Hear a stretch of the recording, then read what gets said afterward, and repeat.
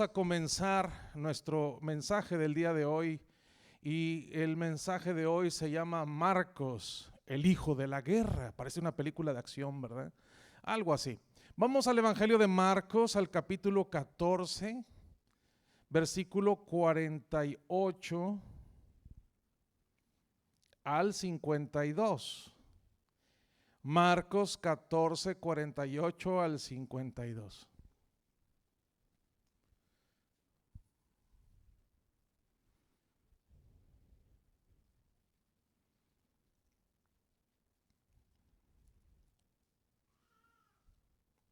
Póngase de pie conmigo para que lo leamos juntos, por favor, y así usted puede agarrar más aire y pueda leerlo fuerte y claro. Vamos a leerlo todos juntos desde el 48 al 52 del Evangelio de Marcos. Y dice así en el nombre del Señor Jesús. Y respondiendo Jesús les dijo: ¿como contra un ladrón habéis salido con espadas y con palos para prenderme? Cada día estaba con vosotros enseñando en el templo y no me prendisteis. Pero es así para que se cumplan las escrituras. Entonces todos los discípulos, dejándole, huyeron. Pero cierto joven le seguía, cubierto el cuerpo con una sábana, y le prendieron. Mas él, dejando la sábana, huyó desnudo. Vamos a orar. Padre celestial, en esta hora venimos ante tu presencia para darte gracias por el regalo que nos das de estar vivos, de poder escuchar los testimonios maravillosos de lo que estás haciendo con las vidas. Y gracias te damos, Señor, por lo que estás por emprender esta semana en esta actividad tan especial al trabajar con los niños. Te rogamos que tú tomes toda la autoridad sobre el mensaje de esta mañana y que puedas imprimir tu poder en ella, Señor, que lo lleves hasta lo más profundo de los corazones y que toques la fibra más sensible de cada uno de nosotros. Gracias por este tiempo. Quita toda distracción, quita todo aquello que estorbe a que podamos recibir esta mañana la palabra que tienes para nosotros, en el nombre precioso de Jesús. Amén. Tome su lugar. Gracias. Miren, en la Biblia hay toda clase de historias, hay historias sorprendentes, hay historias de acción, hay historias de drama, hasta de comedia podría decirse. Hay toda clase de historias en la Biblia, hay historias que nos dejan con la boca abierta. Y hay historias de las que de pronto decimos, pero ¿por qué habría algo así escrito en la Biblia? Y uno de los momentos que yo cuando siempre leía esta parte, yo decía, qué detalle tan curioso que alguien escriba algo así. Porque lo que la Biblia está diciendo es que en el momento en que Jesús fue arrestado, ya hablamos de eso anteriormente, ¿se acuerda cuando hablamos de Pedro que sacó la espada? Y hablamos ya del arresto de Jesús y cómo Jesús salió a defenderlos y dijo, si vienen a buscarme a mí, déjenlos ir a ellos. Entonces ellos se fueron y Dios, el Señor Jesús, los libró a todos de ser arrestados, aún al mismo Pedro, que era culpable de ser arrestado porque había cortado una oreja. El Señor Jesús restaura y sana la oreja del siervo del sumo sacerdote, de Malco, y con eso el Señor Jesús exonera a Pedro de culpas. Ya Pedro no hay delito que perseguir contra él porque lo que había hecho Jesús lo restituyó. Pero parece que todos ya se van, unos salen huyendo, el Señor Jesús arrestado y apenas lo están llevando y de repente aparece una escena media curiosa y hasta quizás chistosa, no sé, que cuando la leo yo digo, ¿para qué poner este detalle aquí? Porque nadie más lo menciona. Dice que cuando todos huyeron, todos se fueron, los apóstoles se fueron corriendo de ahí, apareció, dice, cierto joven, un joven anónimo, no sabemos su nombre, solo que era un joven. La palabra griega que usa el Nuevo Testamento en esta parte, que fue el idioma original, es neaniskos. Esa palabra describe a una persona de entre 24 a 40 años. O sea, si usted tiene 40, todavía es un jovenazo. ¿Sí? Vamos bien. De 24 a 40 es esa palabra neaniskos, es la palabra griega que se usa para describir al joven que estaba ahí. Entonces vamos a usar como base ese periodo de edad que podría tener este personaje, entre 24 y 40 años, promedio de 30 y tantos si usted quiere. No podemos saber exactamente cuánto, pero la Biblia nos asoma ese periodo de edad que tenía este personaje. Y la Biblia dice que este cierto joven le seguía. No era un apóstol, no era uno de los íntimos del Señor Jesús, no era alguien que estuviera en el círculo íntimo del Señor, pero sí era uno de las personas que le seguían. Usted sabe que el Señor Jesús tenía como 5,000 personas que le seguían, que andaban detrás de él, que les gustaba escuchar sus mensajes, que les gustaba ver los milagros, que les gustaba comer gratis, les gustaba a esas personas estar cerca del Señor, aunque no tenían esa decisión tan formal como la tenían los apóstoles. Este joven era simpatizante de Jesús, le seguía, estaba de acuerdo con su mensaje, estaba de acuerdo con que él era algo especial, le gustaba estar cerca y definitivamente, aunque no está tan cerca, tampoco está tan lejos, porque la Biblia me dice que cuando él se entera o escuchó el alboroto de que algo estaba pasando, dice la Biblia que estaba cubierto el cuerpo con una sábana. Y es que usted sabe que el arresto del Señor Jesús fue en la noche, cuando la gente ya estaba dormida, para que nadie se diera cuenta de lo que estaba pasando. Probablemente este muchacho estaba durmiendo, porque estaba cubierto con una ¿qué? Una sábana. O sea, lo que nos dice es que él estaba ya en una postura de dormir, estaba probablemente hasta dormido. Y de repente aparece en la escena este muchacho que llega tarde, porque se perdió el asunto del arresto. Él no vio que le cortó Pedro la oreja, no vio lo que Jesús dijo, llegó tarde al evento. ¿No será de la iglesia ya? Llegó tarde, llegó después de que empezó todo y llegó hasta informal, llegó ahí como que se enteró, estaba dormido y iba cubierto con una sábana y fue a pelear porque estaban arrestando al maestro que él le gusta seguir y al que él ama seguramente, y él va envuelto con una sábana y parece que hay una clase de forcejeo, porque dice, y le prendieron, mas él dejando la sábana huyó desnudo.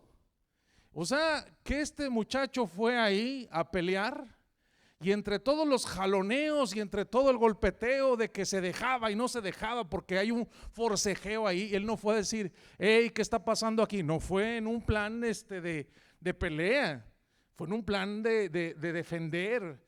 Y él va ahí, de repente le quitan la sábana que trae y dice que huyó desnudo. Ahora te tengo otra palabra griega, porque a veces nosotros tenemos que entender que dentro de los idiomas no hay palabras que definan en otro idioma lo que queremos decir. Por ejemplo, en hebreo o simplemente en inglés, yo no encuentro una palabra que usamos en español, que es usted. Usted uno lo usa cuando se refiere a alguien de respeto, ¿no es cierto? Usted, no decimos tú, decimos usted. El tú lo usamos para personas de confianza, nuestros hijos, o incluso en algunos países de Latinoamérica, de Sudamérica, el usted lo usan para todos, hasta para las esposas y los esposos dicen usted, ¿verdad que sí? ¿O no? ¿Sí? En México, por ejemplo, a los papás se les dice usted, a veces les dice tú, pero en inglés no hay y en hebreo tampoco, no hay una palabra que diga usted. Por eso, no sé si ha visto que Jesús, cuando enseña el Padre Nuestro, dice, Padre nuestro que estás en el cielo, santificado sea tu nombre. Le dice tú, no le dice usted. Y es que en hebreo el respeto no se da por una palabra, se da por la actitud de la palabra. Porque usted puede mostrarle respeto al diciendo, usted váyase al infierno. El respeto no está en las palabras, sino en la actitud, ¿sí me explico? Igual en inglés necesitas contexto para describir que tienes respeto por una persona. No hay una palabra que define eso, como, a menos de que le digas sir, como señor, o algo así, ma'am, como señora. más o menos tiene esa forma, pero para dirigirte así no existe el tú y el usted. Bueno, la palabra griega que se usa aquí para describir desnudo es gimos, G-Y-M-M-O-S, gimos. Y esa palabra significa varias cosas, entre ellas es un desnudo parcial, es decir, esa se usaba como cuando alguien andaba o se quedaba en su ropa interior. No necesariamente quiere decir que no tenía absolutamente nada de ropa, sino la palabra gimos en griego significa alguien que no estaba vestido apropiadamente, que a lo mejor traía nada más solo su ropa interior. Entonces lo que pasa es que nos demuestra que este joven estaba durmiendo porque la gente se despojaba de su ropa y se quedaba básicamente a veces con la ropa que traía abajo para poder dormir, se cubren con una sábana, se entera de que Jesús está en problemas, sale a pelear y sale muy gallo él a querer pelear, a defender a Jesús. Hay un forcejeo, le quitan la sábana, se siente él descubierto y sale corriendo así. Me imagino que fue un momento muy bochornoso para él, ¿no cree usted? Porque él quería ser el valiente que iba a defender a Jesús y salió avergonzado y salió corriendo prácticamente en ropa interior. No sé si los soldados se burlaron de él, no sé qué pasó, pero fue muy bochornoso para él salir corriendo de esa forma, salir huyendo y sin ropa. Una de las cosas que yo pregunto es ¿por qué alguien escribiría esto? Y la otra es ¿quién es ese joven? Porque es un joven anónimo, no sabemos quién era. Porque está diciendo un joven pasó por esto. ¿Sabe que la mayoría de los predicadores y de los estudiosos bíblicos, pastores, pensamos que este joven, ¿sabe quién es? Marcos, el escritor. Le digo ¿por qué? Emily no está tan equivocada, porque el nombre de Marcos es Juan Marcos. ¿Por qué creemos que es Marcos el que pasa por esto? Primero, porque en el versículo anterior dice que todos los escritores del Nuevo Testamento, los evangelistas, salieron corriendo.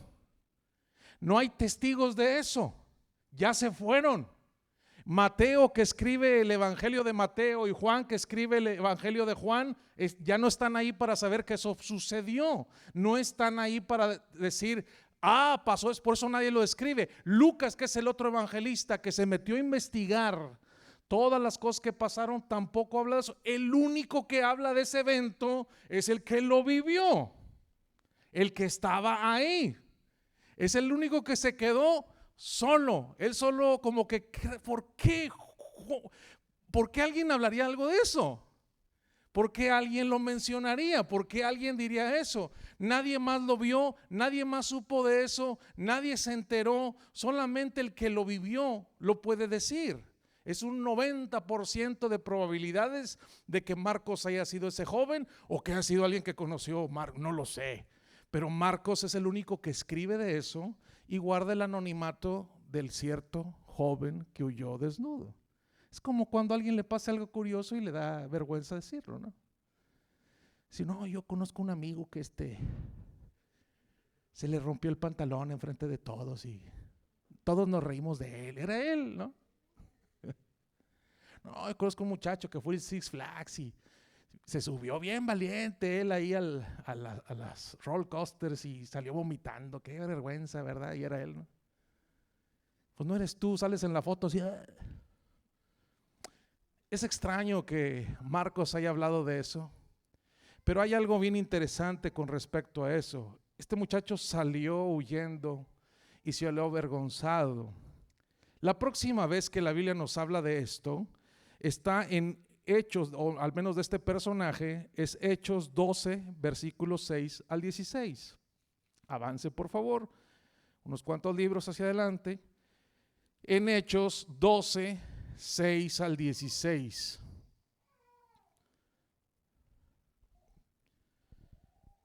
Está hablando de cuando encarcelaron a Pedro y a Jacobo. Jacobo, el apóstol, fue muerto por Herodes y Pedro estaba a punto de morir también ejecutado. Y dice, y cuando Herodes le iba a sacar aquella misma noche, estaba Pedro durmiendo entre dos soldados, sujeto con dos cadenas, y los guardas delante de la puerta custodiaban la cárcel. Y he aquí que se presentó un ángel del Señor, y una luz resplandeció en la cárcel, y tocando a Pedro en el costado le despertó diciendo, levántate pronto. Y las cadenas se le cayeron de las manos. Y le dijo el ángel, cíñete y átate las sandalias. Y lo hizo así. Y le dijo, envuélvete en tu manto y sígueme. Y saliendo le seguía, pero no sabía que era verdad lo que hacía el ángel, sino que pensaba que veía una visión. Habiendo pasado la primera y la segunda guardia, llegaron a la puerta de hierro que daba a la cárcel, la cual se le abrió por sí misma. Y salidos, pasaron una calle y luego el ángel se apartó de él. Entonces Pedro, volviendo en sí, dijo, ahora entiendo verdaderamente que el Señor ha enviado su ángel y me ha librado de la mano de Herodes y de todo lo que y de todo lo que el pueblo y de los judíos esperaban. Y habiendo considerado esto, llegó a casa de María, la madre de Juan, el que tiene por sobrenombre Marcos, donde muchos estaban reunidos orando. Cuando llamó Pedro a la puerta del patio, salió a escuchar una muchacha llamada Rode, la cual cuando reconoció la voz de Pedro, de gozo no abrió la puerta, sino corriendo adentro dio la nueva de que Pedro estaba a la puerta.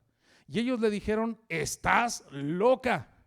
Pero ella aseguraba que era así. Entonces ellos decían, es su ángel.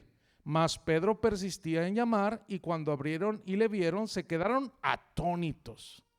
Aquí hay una de las cosas más impresionantes que hay en las historias de los apóstoles, porque Pedro está encarcelado y a punto de morir, y lo tenían bien vigilado, bien vigilado. Estaba en el calabozo de más al fondo y estaba encadenado, y había dos guardias en cada puerta vigilando que no se saliera, todos para un pescador, ¿sí? Todos cuidando a un pescador. No era como que era el terror corta orejas que de todo el pueblo, porque él andaba cortando. No, lo tenían resguardado porque era un seguidor de Jesús, y había una puerta de hierro, toda la seguridad para que no se escapara Pedro. Y de repente se aparece un ángel y lo guía hacia afuera, se le caen las cadenas de las manos, lo saca puerta tras puerta, pasa cada dos guardias y lo sacan. De repente la puerta de hierro se abre y él está en la calle, y él pensó que era una visión y el ángel ya lo dejó libre, y él dijo, yo pensé que estaba viendo una visión o un sueño, pero verdaderamente Dios envió a su ángel a librarme de Herodes. Entonces él se va y dice que llega a la casa de una mujer llamada María, que es la madre de nuestro personaje sospechoso, al cual se llama Juan, y dice que tiene por sobrenombre Marcos. Es decir, que Marcos no es su nombre, es su sobrenombre. Y ahorita vamos a entrar en detalles con eso. Pero lo primero es que Juan Marcos, su madre abre su casa para la oración. Su madre dice, vengan a casa a orar. Oremos por Pedro para que Dios libere a Pedro. Y la iglesia que se reúne en casa de Marcos y se ponen a orar fervientemente porque Pedro salga de la cárcel. Líbralo, Señor, de la cárcel. No dejes que se muera. Permite que siga viviendo. Y ellos están orando. Y mientras están orando no se dan cuenta que ya un ángel fue, abrió las puertas, libró a Pedro y lo dejó libre. Es decir, que la oración tiene... ¿Cuántos creen eso? Entonces, ¿por qué no vienen los martes? La oración tiene poder. La oración tiene poder. Y María, la madre de Juan Marcos, está ahí y están todos orando. Y cuando Pedro llega ahí calladito, para que nadie se dé cuenta, toca la puerta. Y hay una jovencita que se llama Rode, que le mandan, ve, abre a ver qué. Y va y se asoma, ¿quién? Y dice Pedro, soy yo, Pedro. Pero si Pedro está encarcelado. A ver, espéreme tantito. Y están todos orando, que está Pedro afuera. Estás loca, ponte a orar. No pierdas el tiempo, estamos orando para que Pedro salga de la cárcel.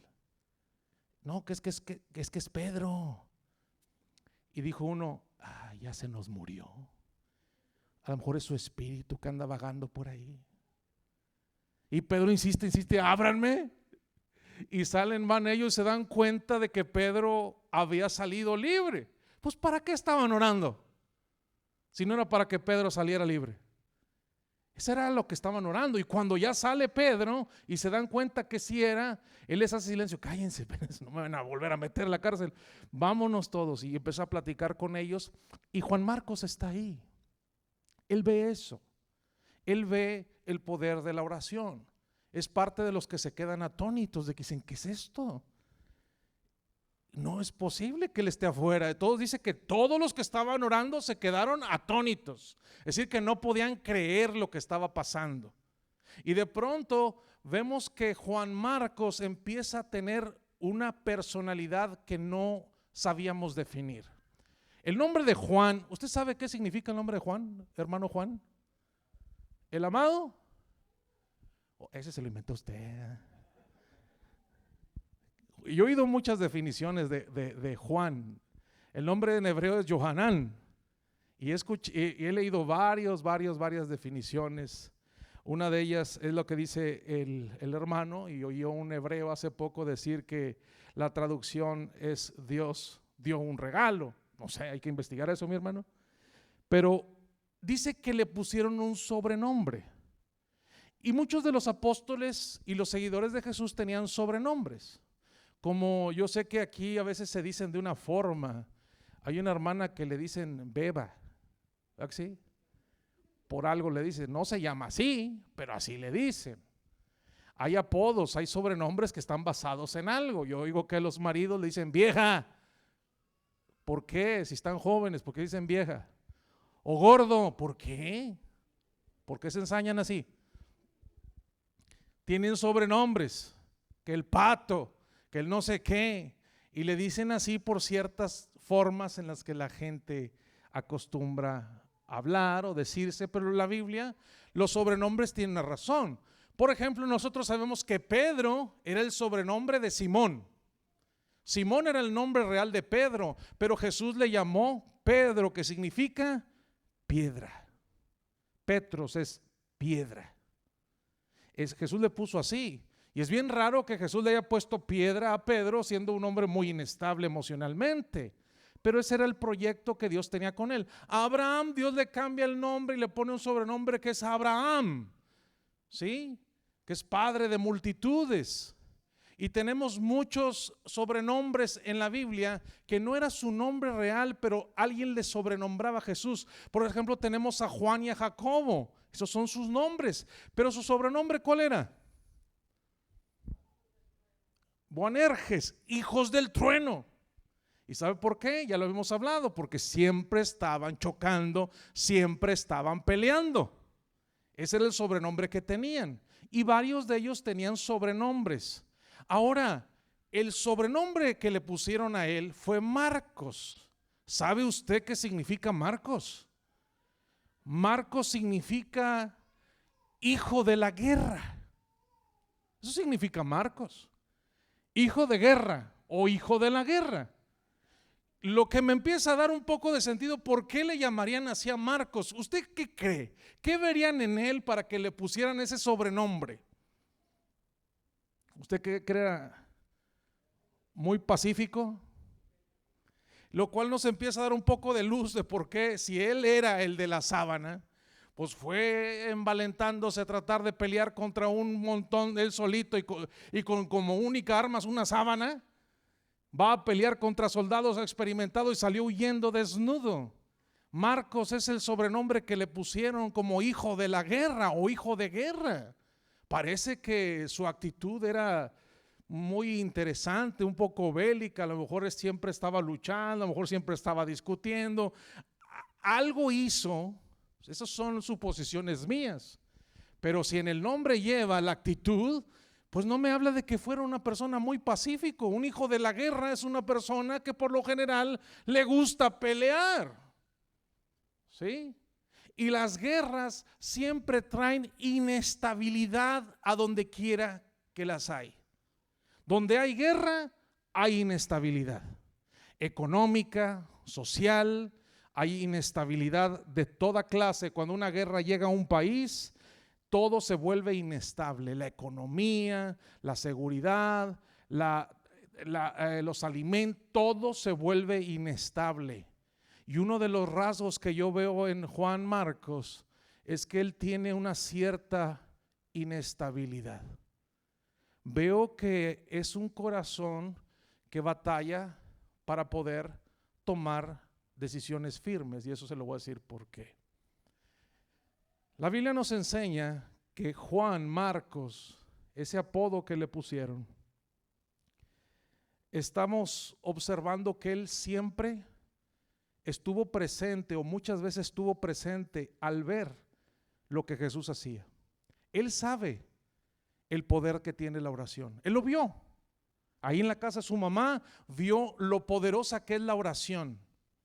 Él, al ser un seguidor de Jesús, no tan cercano, pero él oyó a Jesús. Él vio a Jesús. Él siente amor por Jesús. Pero él tiene un corazón inestable, pelea. Y creo que también pelea con Dios, y ahorita va a ver por qué. Si usted me acompaña unos capítulos más adelante en Hechos capítulo 15, solo de la vuelta un par o tres hojas más. Capítulo 15, versículo 36 al 41.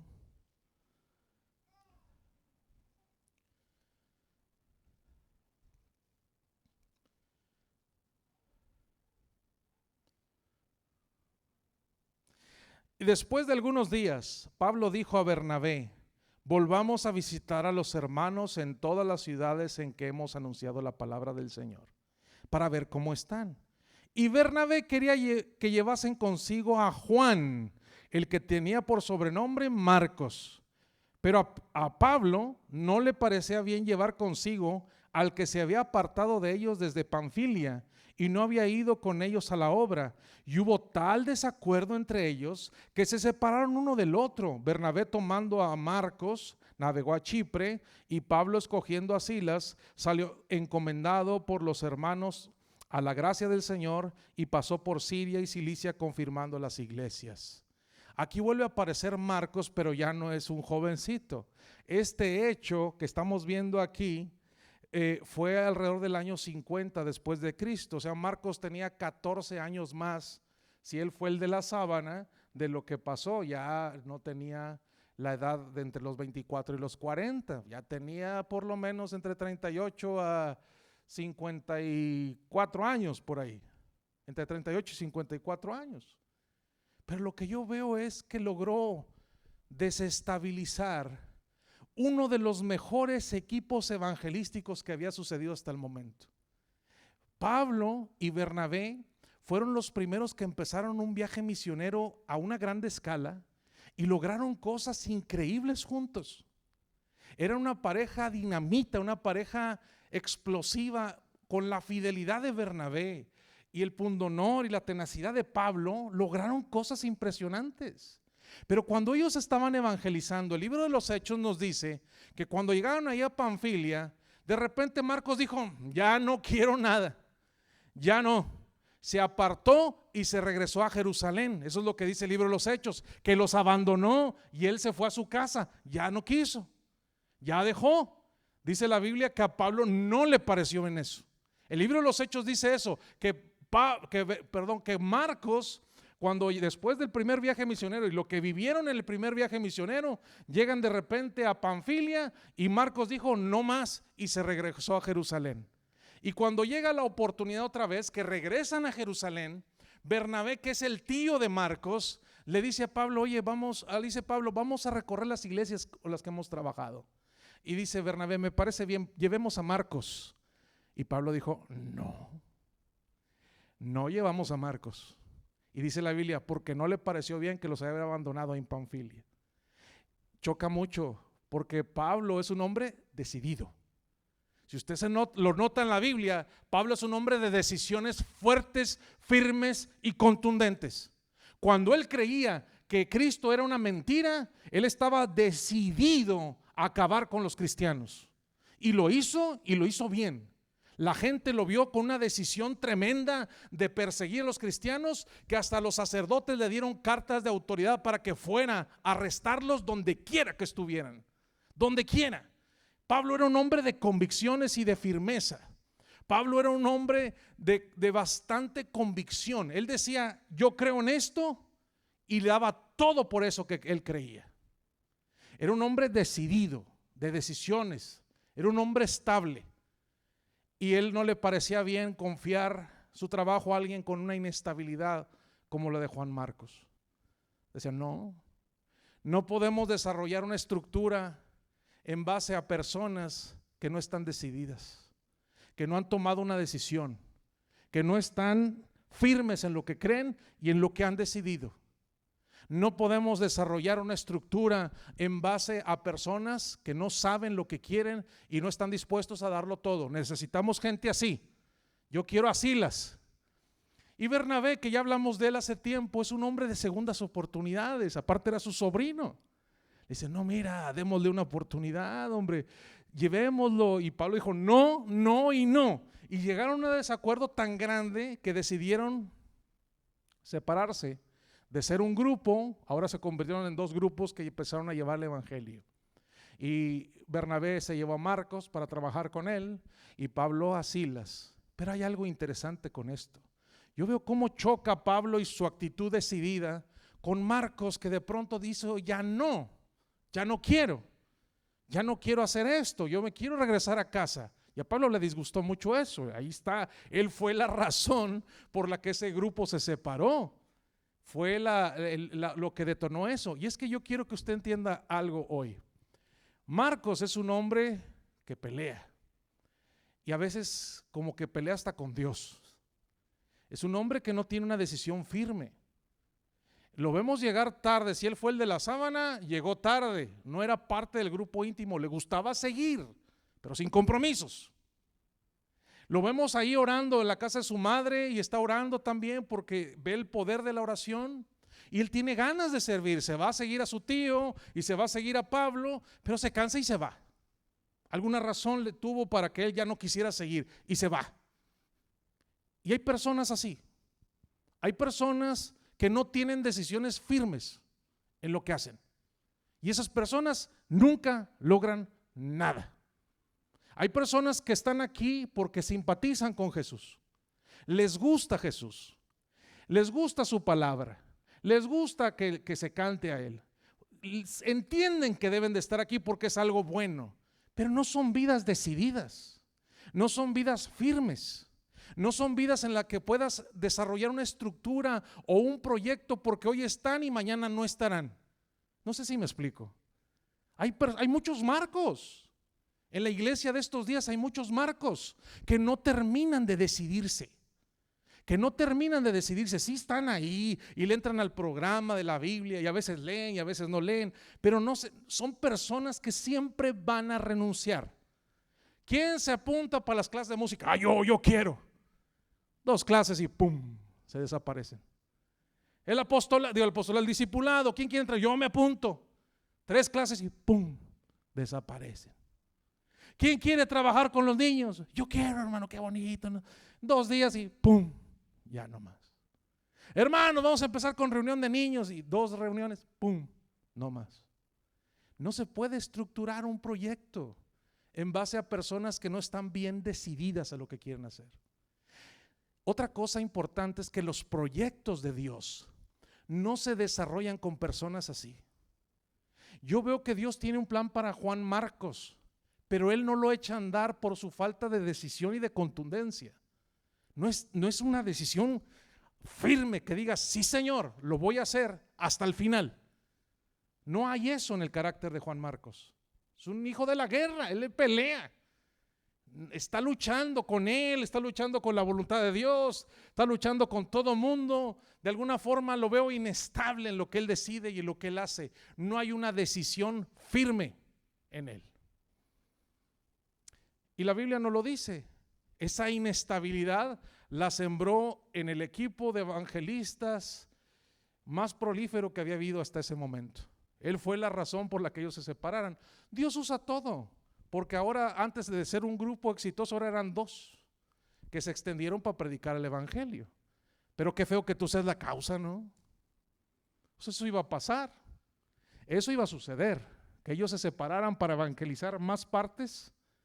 Eso era algo que iba a suceder, pero que tú seas la causa de eso, pues es muy triste. Es como Jesús dijo: es necesario que el Hijo del Hombre sea entregado, mas ay de por aquel a quien es entregado.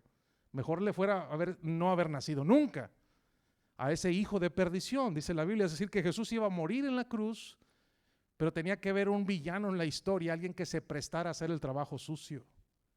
Y en la iglesia de Dios hay proyectos. Dios tiene un proyecto para tu vida. Dios tiene un proyecto para tu familia. Dios tiene un proyecto de salvación para ti y para los que te rodean.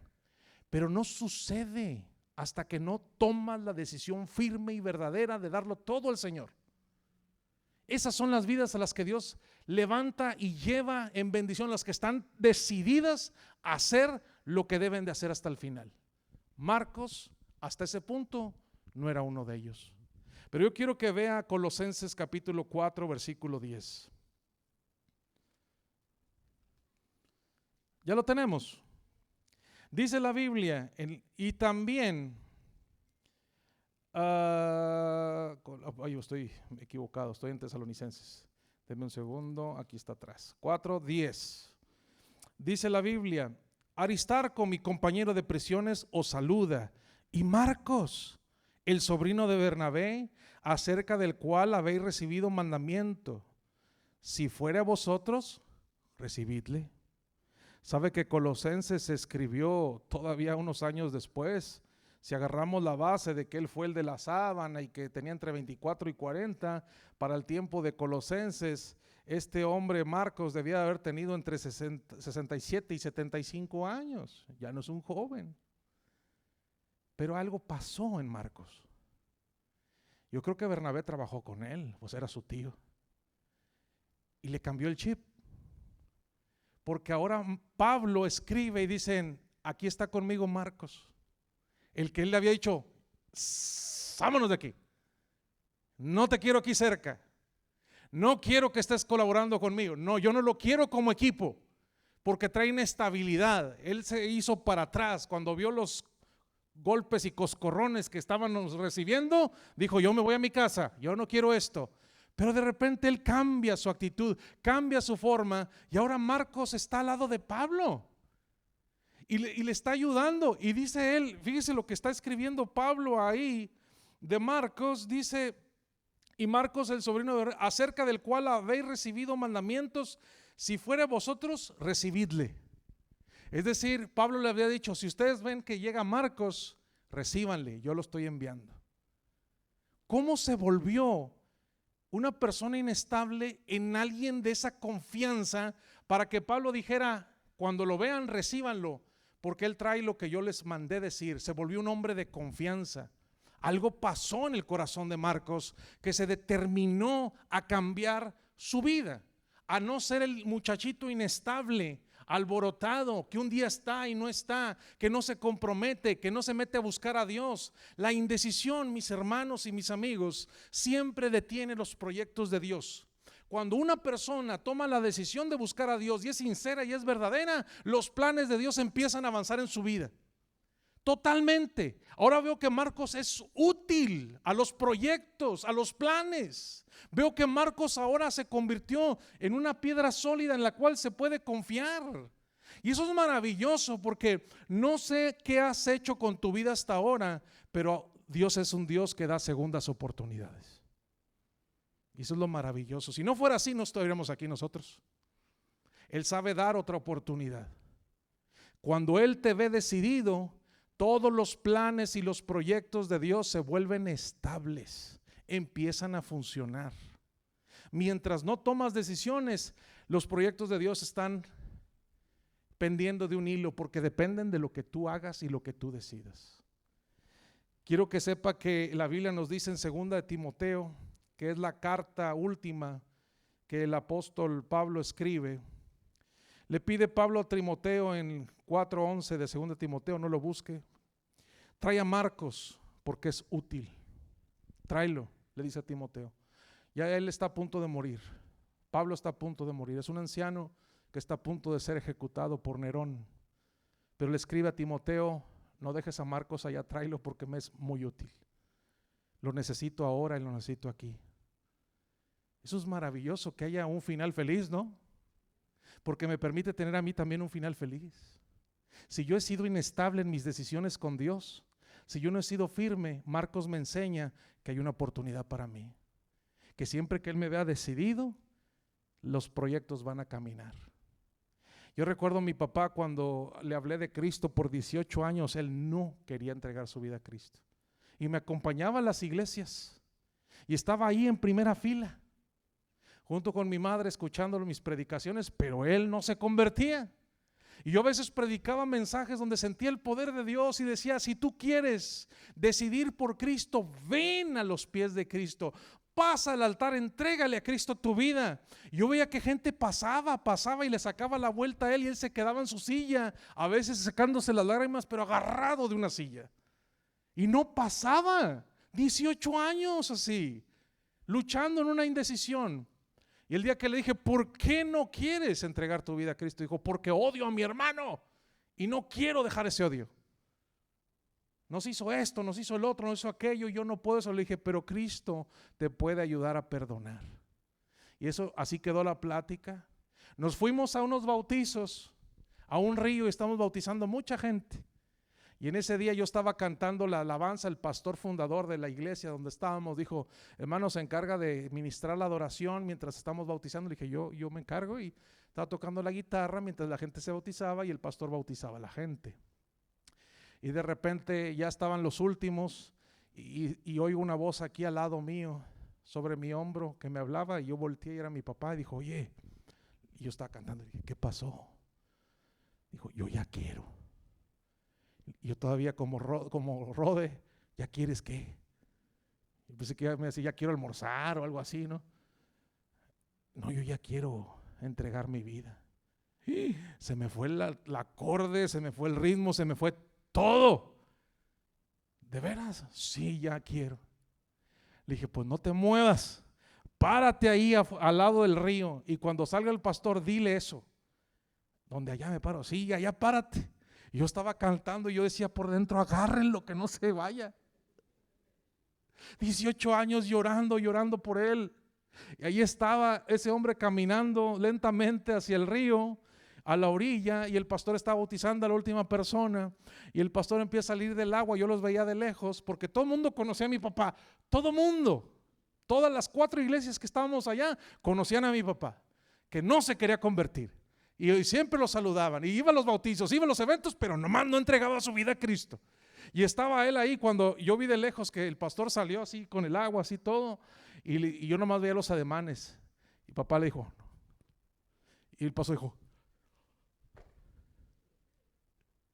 le vi la cara de emoción.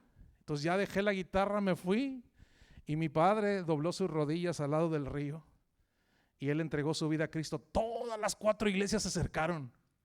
Todas las 4 iglesias estaban alrededor. Unos ya estaban prendiendo la comida allá y estaban calentando el desayuno porque desayunábamos allá.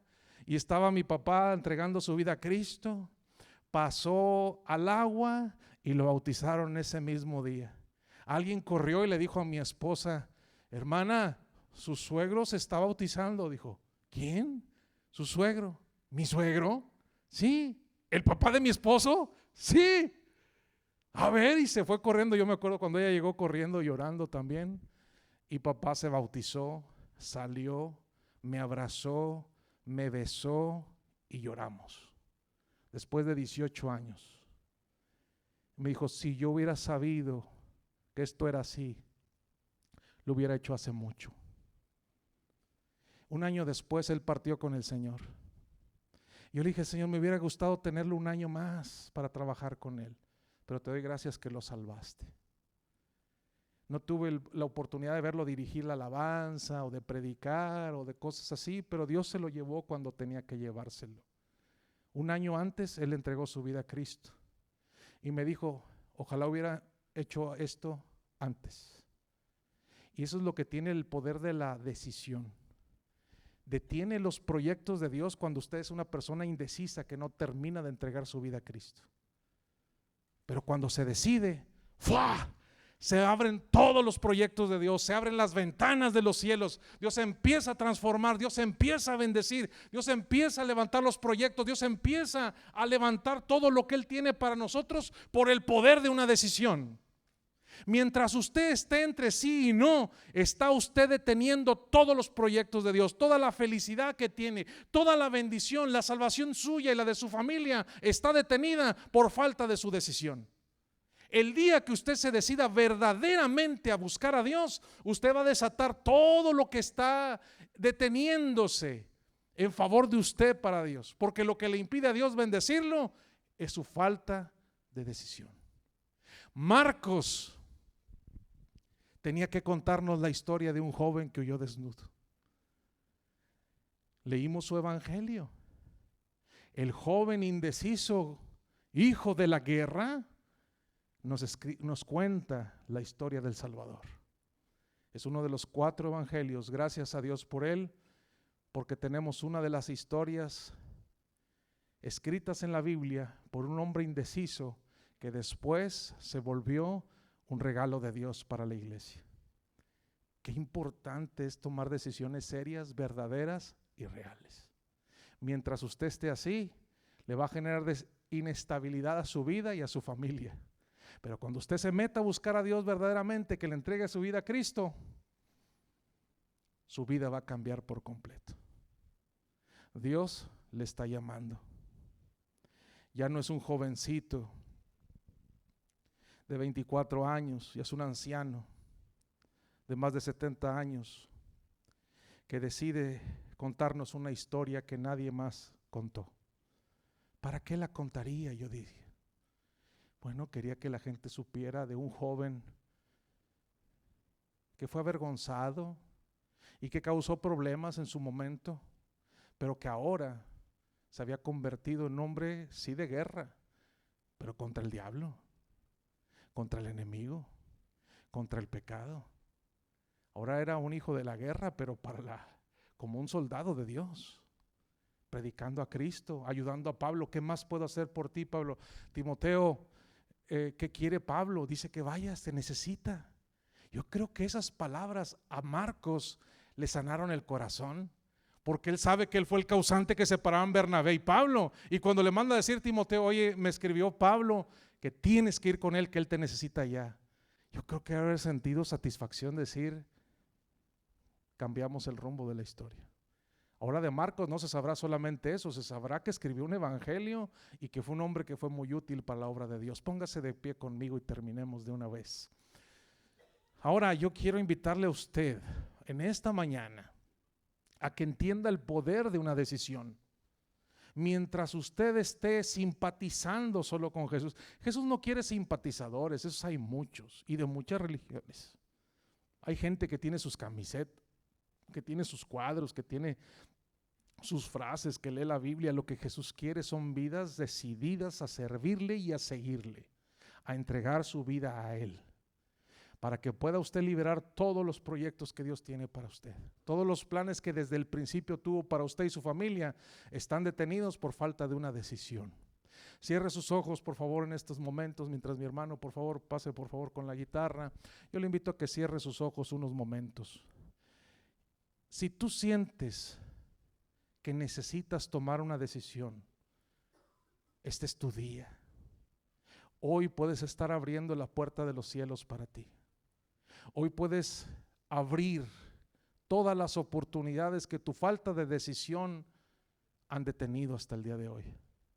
No importa lo que has hecho hasta ahora, como lo hizo Marcos, ahora importa la oportunidad que Dios está dando de que todavía hay una oportunidad más para ti. Vamos a orar. Si usted siente la necesidad de venir al frente, no se detenga. Tome decisiones verdaderas, decisiones contundentes que cambien el rumbo de su historia. Si usted no ha entregado su vida a Cristo, este es tu día. Si usted siente que como cristiano ha sido mediocre, este es tu día. Cambia tu historia, toma decisiones y empecemos a hacer diferente la historia de nuestras vidas. Oremos, y si mientras estamos orando siente necesidad de venir al frente, venga y haga un trato con Dios. Padre, gracias te damos en esta hora, Señor, porque nos visitas con tu presencia y con tu palabra.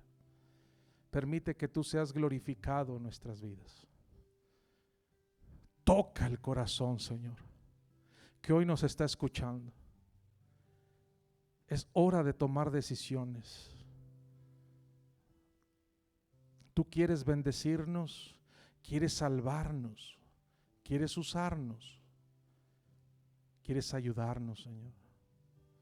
Permite que haya vidas decididas hoy a no ser solamente simpatizantes tuyos, sino a ser vidas de decisiones firmes y contundentes que nos lleven hacia adelante en tus proyectos.